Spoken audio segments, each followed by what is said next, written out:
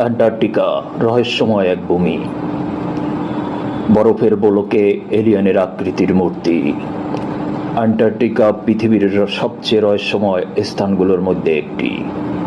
এই বরফের নিচে লুকিয়ে আছে এমন কিছু যা আমাদের ধারণার বাইরে।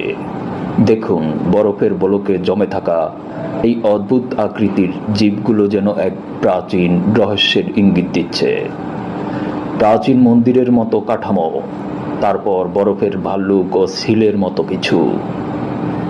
গবেষকরা খুঁজে পেয়েছেন বিশাল এক ভূগর্ভস্থ প্রবেশপথ, যা দেখতে মনে হয় কোনো হারিয়ে যাওয়া সভ্যতা বা ভিন গ্রহের স্থাপনা।